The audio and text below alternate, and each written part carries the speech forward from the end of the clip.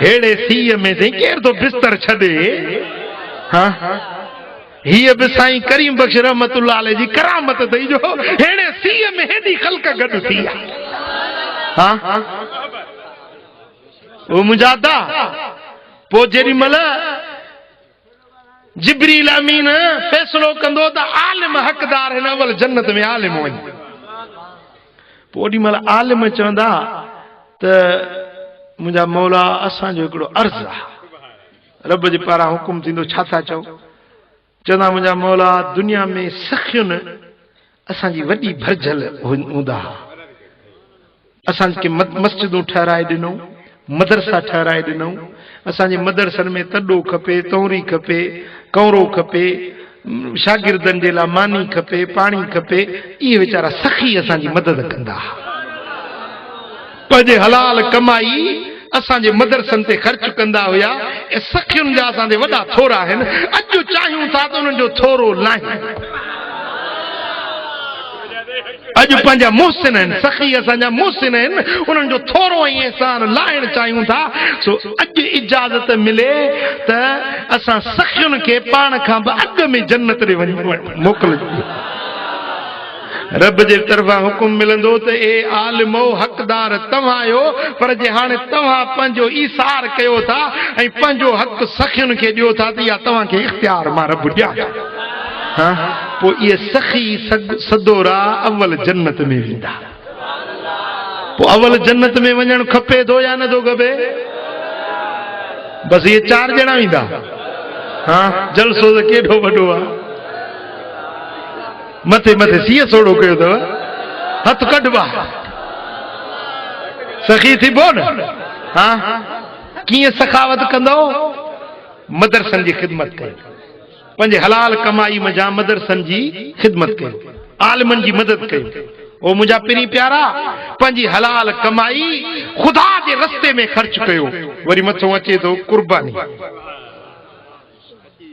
हाँ चंड बीठो आहे न, साईं फरमाइनि था रम इन जा ज़ुल्हज शरीफ़ जा जेकी पहिरियां 10 ॾियारा आहिनि, हर ॾींहुं ज़ुल्हज जा पहिरियां 9 ॾींहं जेको हिकिड़े ॾींहं जो रोज़ो रखे त उन जे दफ़्तर में साल जे रोज़नि जो सवाब रब लिखाए।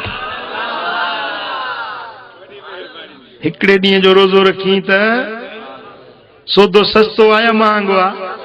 त हीअ बि हिकिड़ी इबादत आहे न। ज़ुल्हज जो महीनो बि त आहे न अॼु। हाँ ज़ुल्हज बि आहे, जागी बि थो पियो। इंशा अल्लाह ताला हीअ राति तुंहिंजी बि लैलतुल क़द्र खां भली लिखी वेंदी। यकीन न चई मुस्नद अहमद बिन हंबल खण त मां तोखे ॾेखारियां थो। मुस्नद अहमद बिन हंबल में मुंहिंजे दिलबर सोहणे मदीने वारे साईं जी हदीस बीठी आहे त लैलतुल क़द्र जी राति जेका 1000 महीननि खां वधीक भली आहे, ज़ुल्हज जूं पहिरियों 10 रातियूं हर राति लैलतुल क़द्र खां अञा वधीक भली ऐं शान वारी आहे। पर जो वहे ज़ुल्हे तोखे टीवीअ खां वांद काई मिले त को वेही क़ुरान पढ़ी।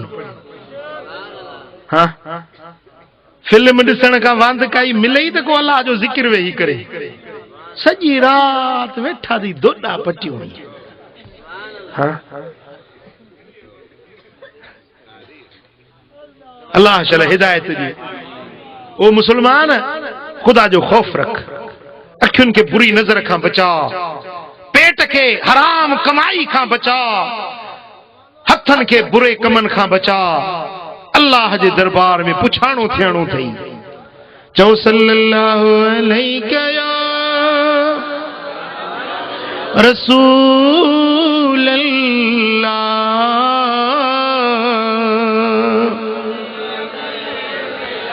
सल्लल्लाहु अलैहि या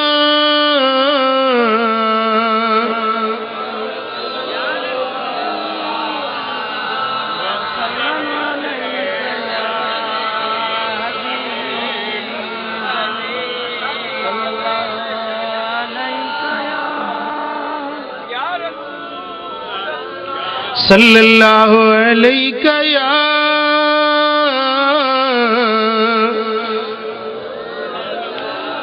वसल्लम अलैका या हबीब अल्लाह।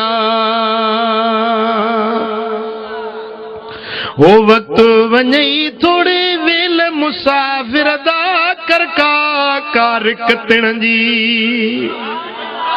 वक्त वञई थोड़े वेल मुसाफिर करका कार कतण जी। करका कार कतण जी काने वेल वेहण जी। वक्त वञई थोड़े वेल मुसाफिर दा करका कार कतण जी। सीटी लगी वई सिंगलू खजी वियो गाड़ी हलण जो वक्त अची वियो। बिना टिकेट जे जेल मुसाफिर करका कार कतण जी। बिना टिकेट जे जेल मुसाफिर दा करका कार कतण जी। करका कार कतण जी काने वेल वेहण जी। वक्त वञई थोड़े वेल मुसाफिर दा करका कार कतण जी। वक्त गुज़रंदो पियो वञे। हाँ ॾींहं ॾींहं में रात रात में ख़बर कोन पवंदई जो इज़राइल जा हथ गिची में पइजी वेंदा।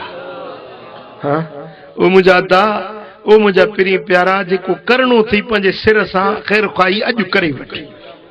सुभाणे जो इंतज़ार न कर मता सुभाणे जो ॾींहुं तुंहिंजे ज़िंदगी में लिखियल ई न हुजे।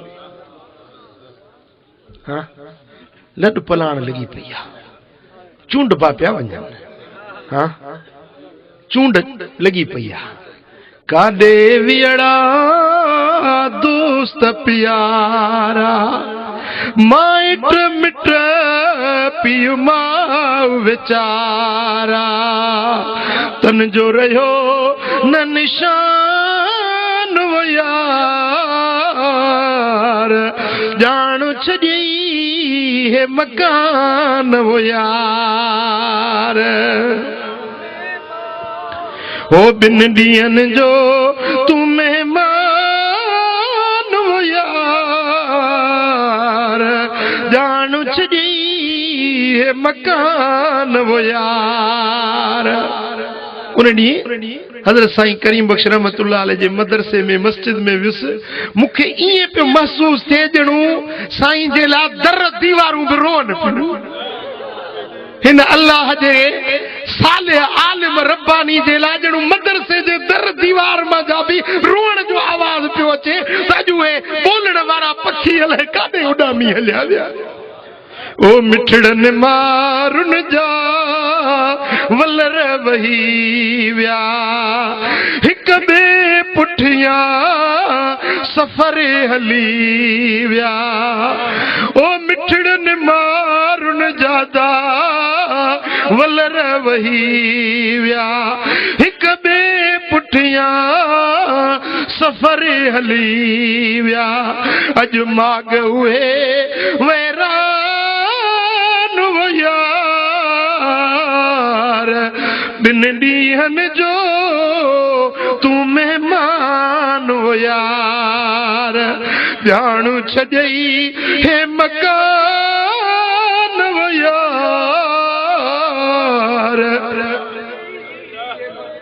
अल्लाह अल्लाह ओ मुंहिंजा पिरी प्यारा। ओ अबो काॾे वियो। उहा जीजल अम्मा काॾे वई। उहे उस्ताद काॾे विया। उहे मिट काॾे विया। माइट काॾे विया। उहे दिल प्यारा दोस्त काॾे हलिया विया। अॼु ॻोल्ह त वीचारा सभु वञी मिट्टी जा महिमान बणिया। ओ पखी परदेसी अड़ादा वेठायूं उड़ाना। करे महल पूरी करे महल पूरी। चुगी वठ के दाना। पखी परदेसी अड़ादा वेठायूं उड़ाना। ओ पखी परदेसी अड़ा सिगे कर उड़न जी वाई छो विसारियदा वतन ते वरण जी कादे तू जमारू कादे तू जमारू छॾे विया बाणा ओ छॾे विया बाणा पखी परदेसी अड़ादा वेठायूं डाणा अवेलो सवेलो कयूं जने कतारूं वलर मंझ वेई ॾिठाऊं बहारियूं ओ वे हंध खाली उहे हंध खाली ॾिठासूं वथाणा ॾिठासूं वथाणा पखी पर देसी अड़ादा वेठायूं डाणा करे माल पूरी चुगी वेठ के दाणा पखी पर देसी अड़ादा वेठायूं डाणा सल्लल्लाहु अलैहि या रसूल अल्लाह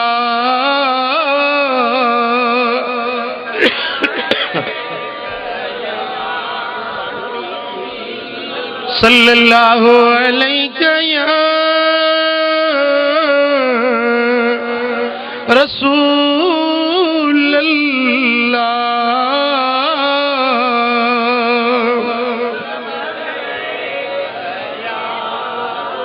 या अय्युहल्लज़ीना आमनुत्तकुल्लाह वल तंजुर नफ्सुम मा कद्दमत लिगद।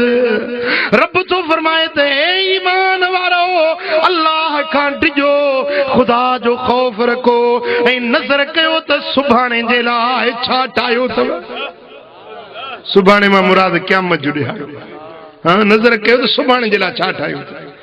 ओ अदा जेकरे सोभे गोठ मजा मेहड़ तई वनी तब 5 रुपया खीसे में खणी विंदो ही हैदराबाद वनी तब खीसे में खर्च पानी दे ला पैसा खणी विंदो ही पर यार इया त नजर कर त ओखे अणांगे कब्र वारे सफर जे लाइ तो छा ठायो आ।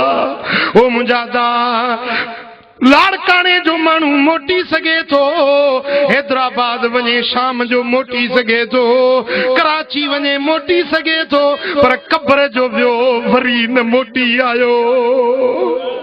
उन्हें लंबे सफर जे लाइ छा ठाहियो थई छा तैयार कयो थई। ओ सोभे जे गोठ वारा माल कम न ईंदई पुट कम न ईंदई सोन कम न ईंदई बन्नी कम न ईंदई वन्नी कम न ईंदई दौलत कम न ईंदई पर जे कम ईंदई त मदीने वारो साईं कम ईंदो। हाँ मिट त वनी कब्र में उछलाए ईंदई अजीज वनी सामीअ में लटे ईंदई वरी को अंदर जाच लहण भी को न ईंदी पर जे सोड़ी सामी में सार लहंदो त मदीने वारो मीर लहंदो। अजीज मूंखे दफन करे विया हलिया त मूं वटि हुजूर ईंदो।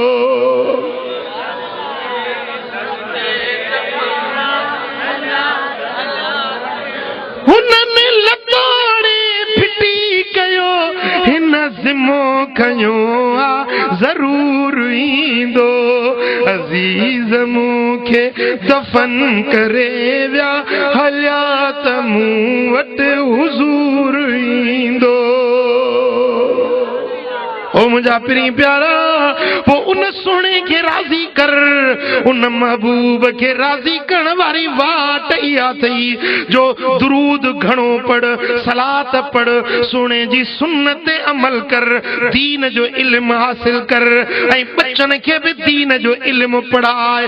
तुंहिंजा बच्चा कुरान जा हाफ़िज़ थियन तुंहिंजा बच्चा दीन जा आलिम थियन त मदीने वारो मीर भी राज़ी त रब जी ज़ात भी राज़ी।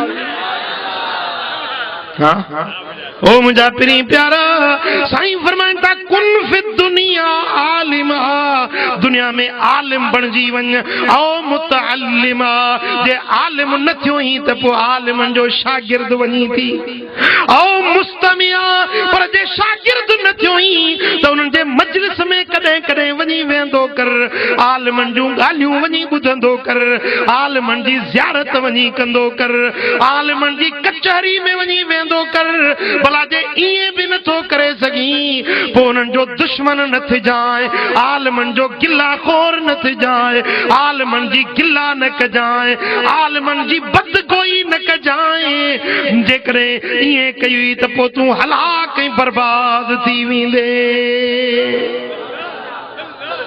हाँ या आलिम थी या आलिमन जो शागिर्द थी या आलिमन जी कचहरी में वञी वे भला ये नथो करी तो पोइ आलिमन सां दुश्मनी न रखजांइ दिल में कुदूरत ऐं कीनो न रखजांइ आलिमन जे लाइ सीनो पंहिंजो साफ़ रखजांइ चो सल्लल्लाहु अलैहि या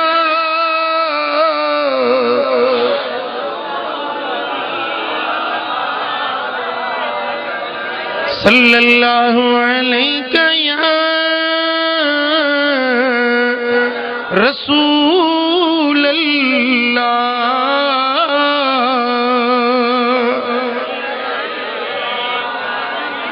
सल्लल्लाहु अलैहि या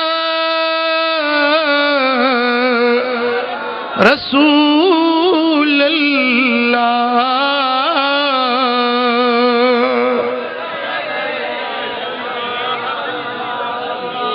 करे वठजे की करणो थई वरी वापस न वरणो थई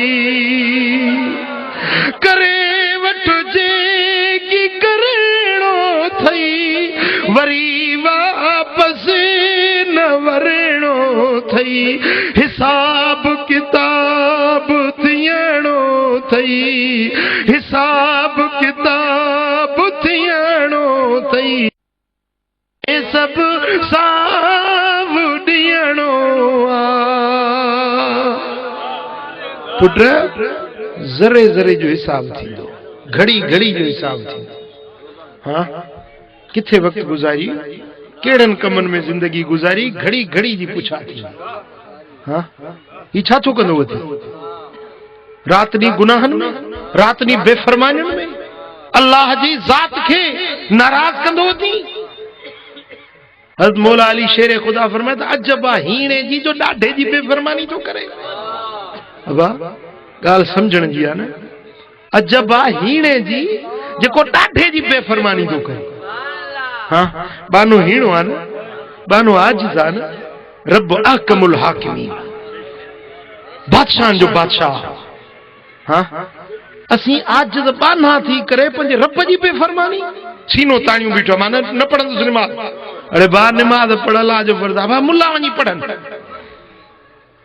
हैफ़ हुजे तुंहिंजी हालत हैफ़ हुजे तुंहिंजी इन सोच ऐं सम्झ ऐं तुंहिंजे अकुल ते ओ मुंहिंजा दा भला जेकॾहिं इबादत न पुगी आहे त ईअं चवनि त मां ॾोही आहियां खाती त पाण खे सम्झ न हाँ जेकॾहिं पिशेमानी अंदर में हुजे पंहिंजे पाण खे घटिया सम्झे इहा बि इबादत थी इबादत न कई थई त ईअं चवे दादा मूं कुझु न कयो मां गदलो आहियां मां गुनहगार आहियां इहा न्याज़मंदी पैदा थिए इहा न्याज़मंदी बि गुनाहनि खे मेटे छॾी उमिरि सारी गुनाहनि में विञाय में या रसूल अल्लाह उमिरि सारी गुनाहनि में विञाय में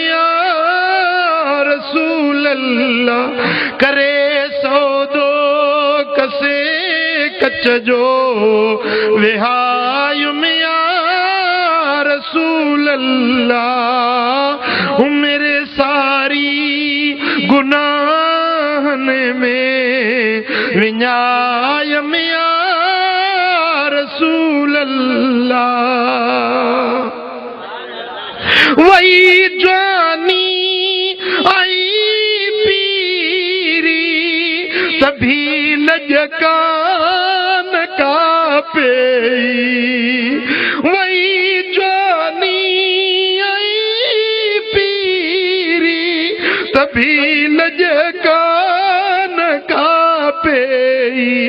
वारे विख खे अञा अॻिते वधायुम या रसूल अल्लाह। हज़रत अब्दुल्लाह बिन मसूद रिवायत फरमाए नाम रसूलुल्लाह सल्लल्लाहु अलैहि वसल्लम अला हसीरिन फकाम फकद अफर अला जसदिही मुझा सोना हबीब तॾे ते सुता आहिनि कुर्बान या रसूल अल्लाह तॾे जे मथा महबूब आरामी थिया आहिनि फकाम उथिया फकद असर अला जसद मुझे सोने महबूब जे पाक बदन जे मथा तॾे जा निशान ठही पिया। फकाल इब्न मसऊद या रसूल अल्लाह लो अमरतना अन नबसुत लक व नअमल या रसूल अल्लाह असां के हुक्म दियो हां तां जे ला बिस्तरो विछायूं हां महबूब तां जे ला आराम जे लाए बिस्तरो लगायूं हां। साईं फरमाइन था यब्न मसूद माली वल दुनिया इल्ला कराकिबिन इस्तज़ल्ल तहत शजरति सुम्मा राह व तरका। ए इब्ने मसूद दुनिया सा मुझो केड़ो वास्तो मां मोहम्मद करीम दुनिया में इए पढ़दी आयो आया जे को मुसाफिर वाट वींदड़ के वण जेठा पघर सुकाए वरी अगते हलियो वींदो हुआ।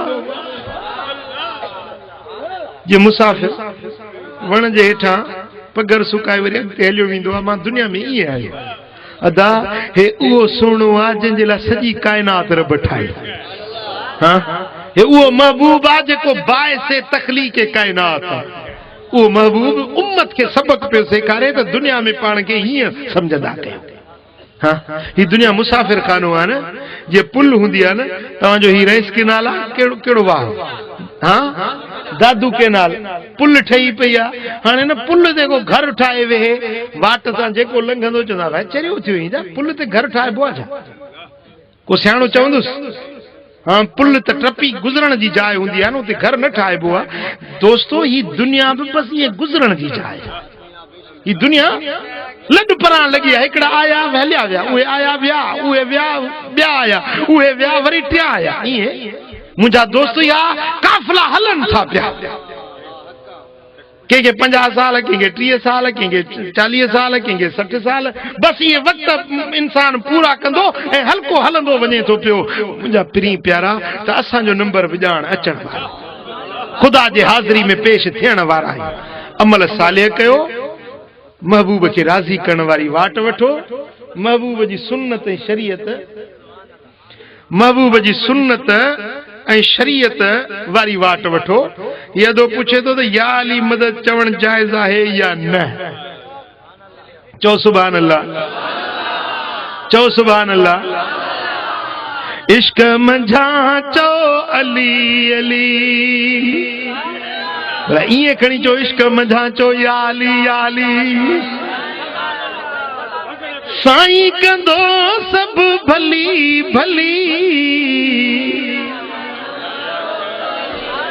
अज ताज़ो रिसालो पढ़ियो थम हजरत अल्लामा मौलाना साईं ताज मोहम्मद आरी जनवारा सब जो रहमतुल्लाह अलैह साईं ताज मोहम्मद आरी जनवारा जेकी हिन वक्त में जेतिरा बि आलिम आहिनि तकरीबन सभिनी आलिमनि जा उस्ताद आहिनि समझो था।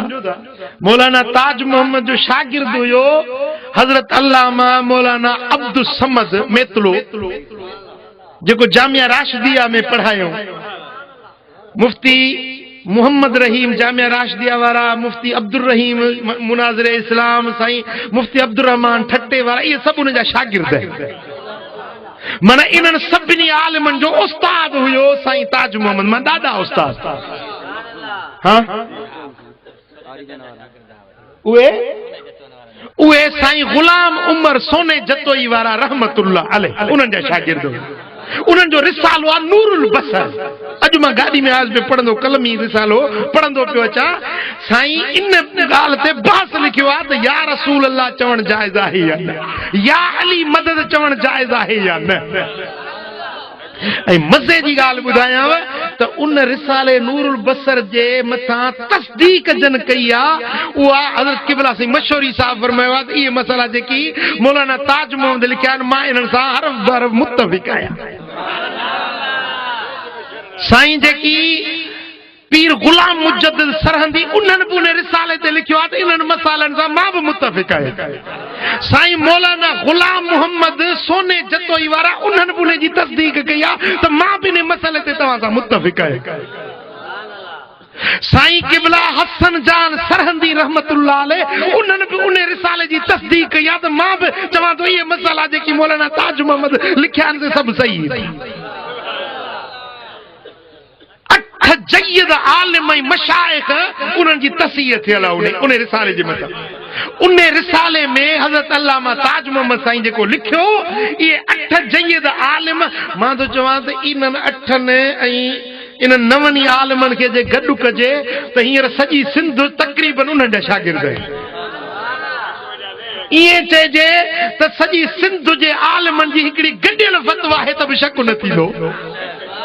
बल्कि इहो असांजे अहले सुन्नत जे जमी अहले सुन्नत जो अकीदो ऐं नज़रियो आहे। असांजो ईमान आहे त फ़ाइल हक़ीक़ी अल्लाह आहे। ताक़त कुव्वत कुदरत रब जी आहे।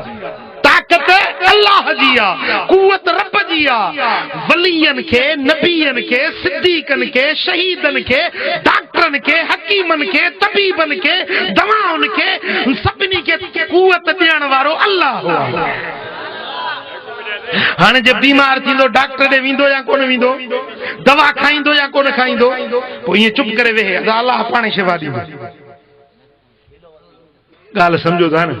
पेट में सूर पए तो फटके पियो अदा मां दवा न गैरुल्लाह को छो डॉक्टर गैरुल्लाह डॉक्टर ॾे छो वञा पाणे अलाह शिफ़ा ॾींदो। ॾिस त फटकी मरे थो या कोन थो पए। फटकी दम परवाज़ थी वेंदुसि हलियो। हाँ पो भजंदो अदा वारो कयो डॉक्टर के वठी जो का सुई हणे का इंजेक्शन। अरे पो तू मुंह वहेदा ही खुदा के सॾ न पो डॉक्टर के छो थो सॾी। हाँ वदा शिफ़ा रब ॾींदो आहे, कुवत रब जी हूंदी आहे, पर रब जी कुवत डॉक्टर जे हथों ज़ाहिर थींदी आहे। शिफ़ा रब ॾींदो आहे पर शिफ़ा जो मज़हर दवा बणजंदी आहे। हाँ ओ मुजादा जेकॾहिं दवा खाधई त दवा फ़ाइदो न ॾिनो आहे, फ़ाइदो रब ॾिनो आहे। कंहिं फ़ाइदो ॾिनो? फ़ाइदो रब ॾिनो, पर दवा उन फ़ाइदे जो वसीलो ऐं ज़रियो बणी। ॻाल्हि सम्झव? हाँ मुंहिंजा पिरी प्यारा पोइ जेकॾहिं कंहिं वलीअ खे सॾे थो या रसूल अल्लाह चवे थो या अली मदद चवे थो त इहा मदद बि असुल अल्लाह जी आहे। समझो था? अल्लाह जी मदद हूंदी आहे। अल्लाह जी कुवत सोने अली जे हथनि तो ज़ाहिर थींदी आहे। अल्लाह जी कुवत मिठे मोहम्मद करीम जे पाक कुदरत वारी उहा कुवत मुझे सोने हबीब जे पाक हथन जे ज़रिए ज़ाहिर थींदी आहे। हाँ कलंदर पुट न ॾींदो आहे, पुट रब ॾींदो आहे। पर कलंदर जे दर ते दुआ घुरी थो न तो सोना रब करीम ए मुंहिंजा मौला ए मुंहिंजा रब हिन सोने कलंदर जे सदके हिन वलीअ सगोरे जी दरबार में आयो आहियां, मूंखे पुटड़ो ॾे। रब फरमाईंदो मुंहिंजे वलीअ जे दर ते आयो ही तुंहिंजो सुवाल रद्द न कंदुसि, वञ पुट ॾियाए।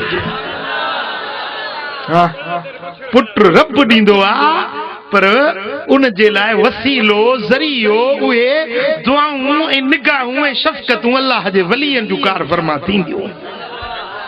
हाँ मौलाना ताज मोहम्मद रहमतुल्लाह अलैह लिखनि था त जेकॾहिं को माण्हू ईअं चवे त इहा कुवत कुदरत ज़ाती नबी जी या वली जी या अली जी ज़ाती कुवत आहे, इहो मुशरिक आहे, इहो शिरक आहे। उन जी ज़ाती कुवत न आहे, कुवत रब जी आहे, अता रब जी आहे, सखा रब जी आहे, वली वसीलो ऐं ज़रियो हूंदो आहे। ॻाल्हि सम्झव?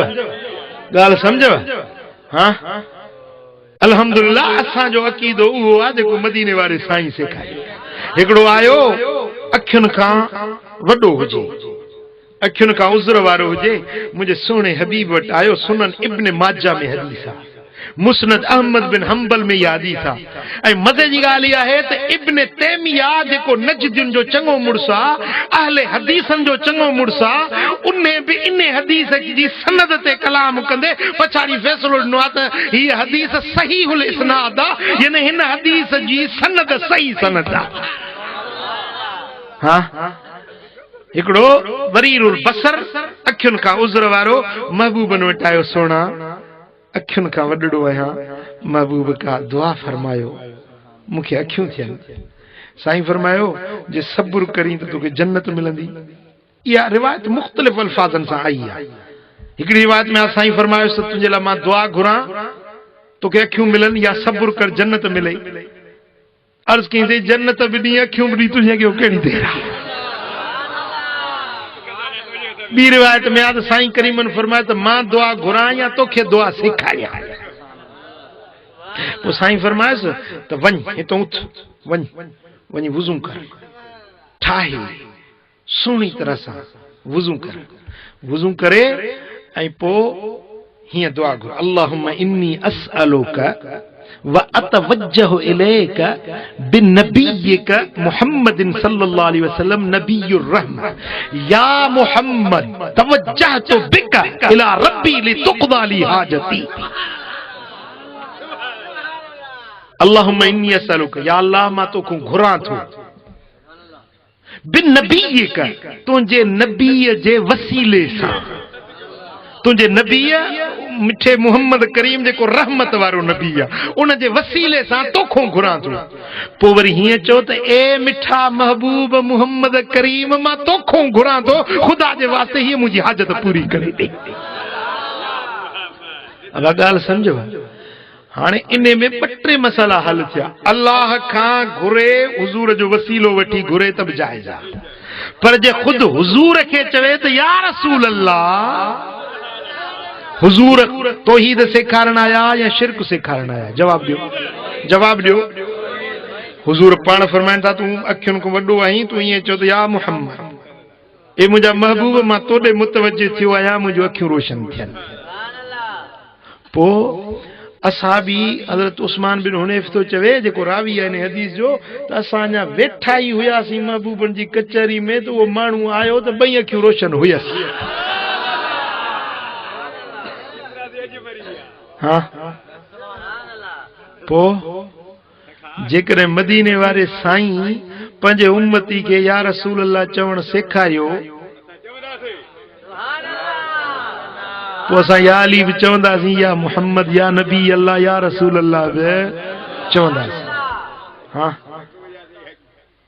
कंहिंजो वुज़ू भॼे, कंहिंजो ईमान टुटे पियो टुटेसि, समझो था। सल्लल्लाहु अलैका या रसूल अल्लाह,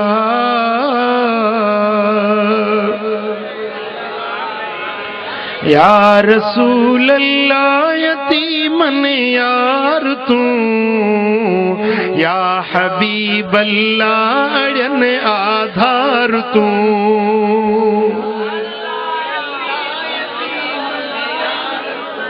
हाणे अचे थकायो, 12 बि थिया आहिनि।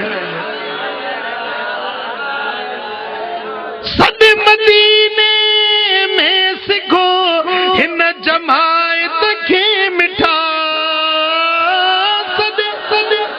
सद मदीने में सिखो हिन जमायत खे मिठा, वस तुंहिंजे जंहिंखे सदी सरदार तूं, या रसूल अल्लाह यतीमन यार तूं, या रसूल अल्लाह यतीमन यार तूं, या हबीब अल्लाह अड़न आधार तूं।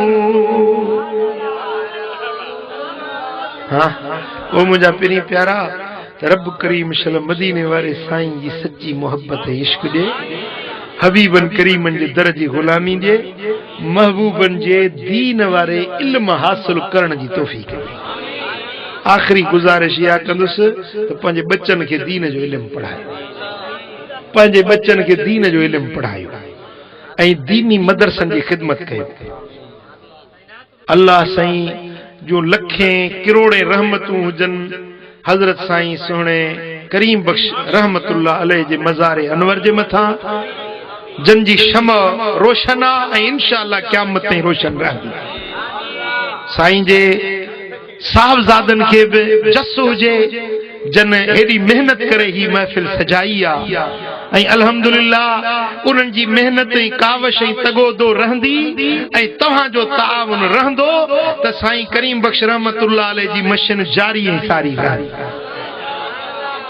इंशाअल्लाह। अल्लाह ताला जल्ल शानहू साईं जे साहबज़ादनि जे उम्र में, इल्म में, अमल में, फैज़ में मज़ीद बरकतूं अता फरमाए। अहले सुन्नत जा उलमा ऐं मदारिस जेकी दीन जी ख़िदमत करे रहिया आहिनि, रब उन्हनि जी मदद फरमाए। ऐं जेकी अहले सुन्नत जा मशाइख दीन जी ख़िदमत करे रहिया आहिनि, रब से उन्हनि खे बि शाद ऐं आबाद करे। हज़रत क़िबला से कंबर वारनि खे रब से शाद आबाद करे। उन्हनि जी तबियत मुबारक खे रब सेहत ऐं सलामत अता फरमाए ऐं महबूबन करीमन जे सदके हुज़ूर जी सारी उम्मत ते रब करीम बाज ऐं लुत्फ़ फरमाए। आख़िर में हिकु भेरो अलहम्द, 11 भेरा कुल हुवल्लाह शरीफ पढ़ो त हज़रत साईं करीम बख्श रहमतुल्लाह अलैह जन जे रूह मुबारक खे ईसाले सवाब कंदासीं।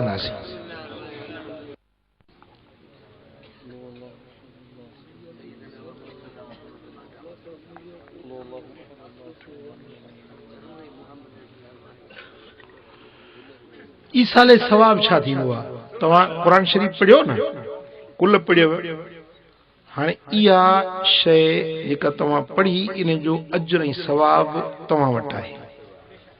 क़ुरान शरीफ जेको पढ़े थो न, जेको अलिफ लाम मीम, अलफ जूं 10 नेकियूं, लाम जूं 10 नेकियूं, मीम जूं 10 नेकियूं, अलिफ लाम मीम चवण सां 30 नेकियुनि जो सवाब। हाणे इहो सवाब तव्हां वटि मौजूदु आहे, इहा तव्हांजी मिल्कियत आहे, तव्हांजी शइ आहे। जेकॾहिं तव्हां पंहिंजे लाइ रखो, आख़िरत में तव्हांखे अजुर मिलंदो, सम्झो था। पर जेकॾहिं तव्हां चओ था या अल्लाह इहो सवाब जेको मूं ही तिलावत कई आहे, इन जो सवाब फलाणे जे रूह खे पहुचा, बस तव्हां रुगे अल्लाह खे अर्ज़ कयो था, रब जा नूरानी मलाइक नूर जे तबक में विझी इहो अजुर खणी उन मज़ार ताईं पहुचाए। भली खणी 1000 मैल परे हुजे न, बस हितों तू दुआ घुरी तो मुंहिंजा मौला हिन तिलावत जो सवाब फलाणे जे रूह खे पहुचाए, ये मलाइक खणी इहो अजुर उते वञी पहुचाए। ऐं उन्हनि जो पावर ख़बर थी केतिरो आहे? हेॾो लफ़्ज़ निकिरनि था, होॾे हुते सवाब पहुची थो वञे, देर कोन थी थिए। जीअं मां तव्हांखे पहिरीं मिसाल ॾिनो हो मेड़ में मोबाइल फोन जो, मोबाइल मैसेज जो, जे मोबाइल में मैसेज लिखी तव्हां सेंड कंदा आहियो त बस हिकिड़े लम्हे में उहो मैसेज तव्हांजो हितो निकिरंदो, जहिड़ी मोबाइल जे सेट ते मोकिलियो उते वञी ठका कर पहुचे थो या कोन थो पहुचे। हाणे इहे लफ़्ज़ तव्हां हिन ते लिखिया न, उहे लफ़्ज़ हिते बीठा बि आहिनि तव्हांजे